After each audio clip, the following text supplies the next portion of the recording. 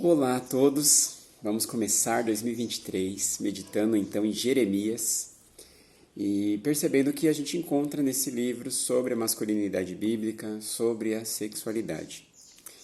E eu quero ler com vocês um trechinho do capítulo 2 que diz assim: E veio a mim a palavra do Senhor dizendo: Vai, clama aos ouvidos de Jerusalém, assim diz o Senhor, lembro-me de ti, da piedade da tua mocidade, e do amor do teu noivado, quando me seguias no deserto, numa terra que não semeava.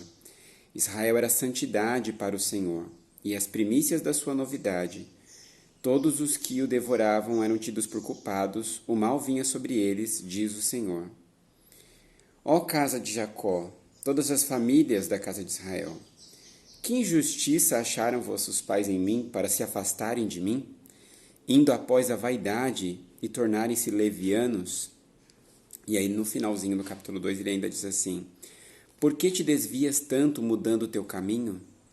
Também do Egito serás envergonhada, como foste envergonhada na Assíria. Então o que a gente tem aqui?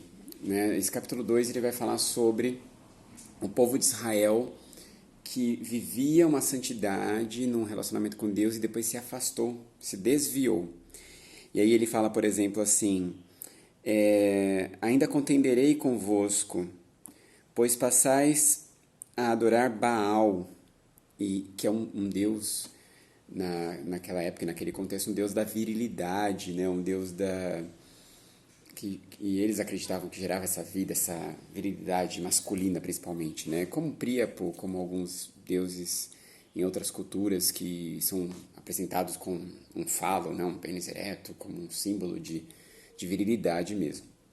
E eles passam a adorar Baal. E aí Deus ainda fala para eles assim: poxa, vocês estão trocando a fonte de água viva por lama, por poços de lama. Vocês estão se prostituindo. E ele chega a comparar o povo de Israel como uma jumenta no cio, que está sempre pronta para pecar, para adulterar, para trair seu parceiro. Então, nesse capítulo 2, a gente tem muita informação importante. Mas a gente pode resumir da seguinte maneira: não adianta começar um caminho com Deus e se desviar e idolatrar certas coisas, como a virilidade, como o prazer sexual, como a imoralidade. Deus não divide espaço com ninguém. Ele é o nosso Senhor. E se Ele é o nosso Senhor, nós vamos viver todas as coisas da nossa vida submissos à vontade dEle, para vivermos bem, para vivermos em paz com Ele, para vivermos tudo o que Ele sonhou para nós. Então, a idolatria à virilidade, a idolatria à imoralidade, né, a prática da imoralidade é um pecado, escraviza e se transforma num Deus na vida da pessoa. E Deus não está aqui para ser trocado por ninguém. Ele é o nosso Senhor, aquele que nos conduziu, nos protegeu, nos salvou. Então, isso que o capítulo 2 nos lembra muito. Aí o capítulo 3 vai falar o seguinte: Eles dizem: se um homem despedir sua mulher e ela o deixar e se juntar a outro homem, porventura tornará ele outra vez para ela? Não se poluirá de todo aquela terra? Ora, tu te prostituíste com muitos amantes, mas ainda assim torna para mim, diz o Senhor. Ele está falando do povo de Israel que traiu Deus, né? Abandonaram Deus, e não totalmente, né? Eles quiseram manter o culto a Deus, mas também colocar outros deuses nesse culto e viver na imoralidade também. E aí ele está falando o seguinte: ainda assim eu quero vocês, né? E o capítulo 3 ele é muito interessante porque ele vai chamando o povo mesmo assim, né? Vem, eu estou vendo que vocês estão corrompidos, maculados, mas vem, né? Vem para o perdão, vem para a conversão, né? O capítulo 3 inteiro vai falando sobre isso. Por exemplo, e vi que por causa de tudo isso, por ter cometido adultério, a rebelde Israel a despedi, lhe dei sua carta de divórcio. E ela ganhou grande fama de prostituição porque se adulterou com ídolos falsos. E aí ele diz assim: vai, pois, apregou essas palavras e diz: volta, ó rebelde Israel, versículo 12. Diz o Senhor: não farei cair na minha ira sobre ti, porque misericordioso sou, diz o Senhor, e não conservarei para sempre a minha ira. Somente reconhece a tua iniquidade. Então, o capítulo 3 ele nos fala de conversão, de arrependimento. E é algo que é interessante, não importa quão longe você foi no pecado, volta. Né? No capítulo 18 de Jeremias também tem um texto muito famoso sobre o oleiro, né? E ele fala, pode, né, o oleiro pegar um vaso quebrado e restaurar? Deus pode. Então não importa quão longe você foi, volta logo. Quanto antes você voltar do pecado da imoralidade, do pecado sexual, mais Deus te restaura, menos consequências do pecado você sofre, menos destruído você fica, né? E Deus restaura a sua vida. Então o capítulo 3 me faz lembrar muito disso, me faz meditar nisso, crer nisso e tomar essa atitude, né, de vigilância, e qualquer queda volta rápido, sempre muito rápido. O capítulo 5, porém, nos fala da recusa da conversão. Aqui no capítulo 5, Deus adverte o povo, olha, tantas vezes eu chamo vocês, tantas vezes alerto vocês e vocês se recusam a vir. E aí ele fala que, no versículo 7, 8, diz assim, como vendo o pecado de vocês eu posso perdoar? Os filhos de vocês me deixam e juram por outros deuses. Quando fui eu que fartei vocês. Aí vocês adulteram, em casas de meretrizes se ajuntam em bandos. Quer dizer, os homens de Israel procuram prostitutas, né? Como cavalos bem fartos, levantam-se pela manhã, rinchando cada um a mulher do seu próximo. A cobiça imoral. Então Deus está denunciando tudo isso. Deixaria eu de castigar vocês por essas coisas? Não se vingaria a minha alma de uma nação como esta? Quer dizer, que homens são esses, né? Homens que não respeitam a mulher do próximo, que ficam desejando essas mulheres, que vão atrás de prostitutas, vivem uma vida completamente imoral e ainda dizem, não, nós somos do Senhor. Isso não existe, né? Não dá para ficar assim. E o diabo faz uma coisa interessante sobre isso. Ele vai tentando amenizar a exortação de Deus. Não, mas está tudo bem, você está indo lá na igreja, você está ainda cultuando, você está com Deus. Isso aí é coisa de homem não aguenta, né? Não existe isso, certo? Deus diz, como eu não castigaria isso? Como eu fingiria que não estou vendo isso? Eu estou vendo e eu vou corrigir. Então Deus nos alerta que ele não entende não, né? Ele entende, ele não entende. Ele tem uma posição sobre isso. Ele nos ama, ele não nos quer ver escravos do pecado, ele vai nos corrigir. Então, isso é um alerta do capítulo 5. O capítulo 7 tem um versículo muito interessante, que é assim.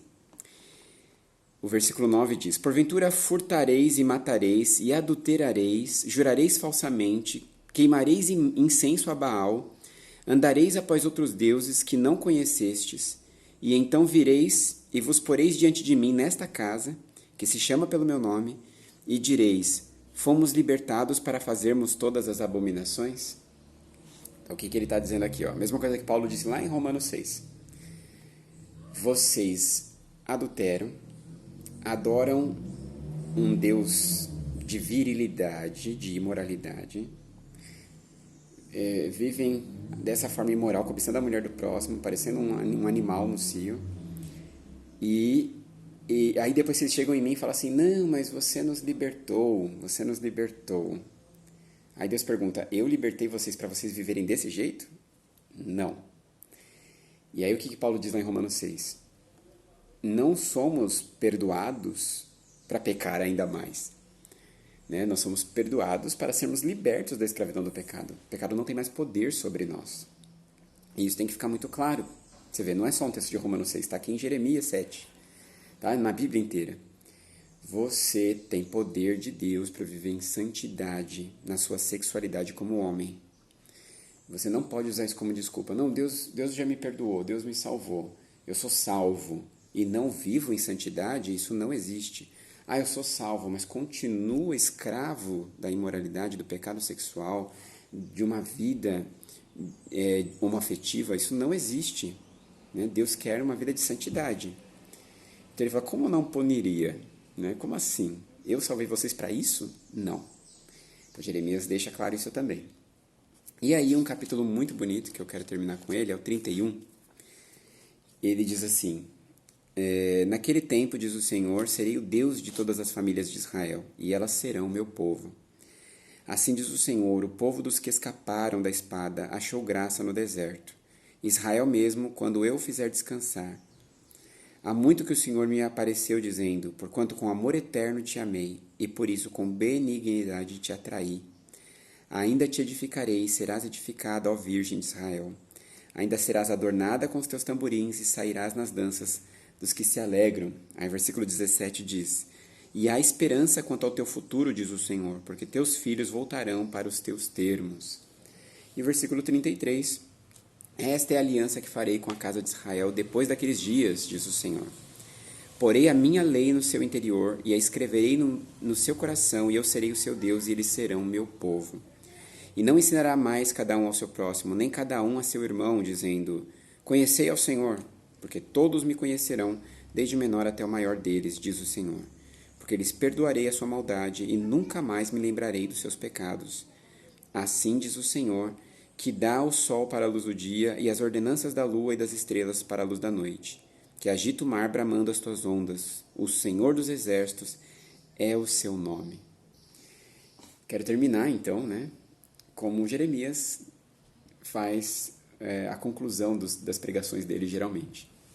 Falando, mesmo assim, mesmo depois de tudo que você fez, mesmo depois de tudo que o pecado fez em você, Deus tem uma proposta para você de mudança, de esperança. Deus quer trocar o seu coração. Deus quer fazer você pensar de outra forma, até desejar de outra forma.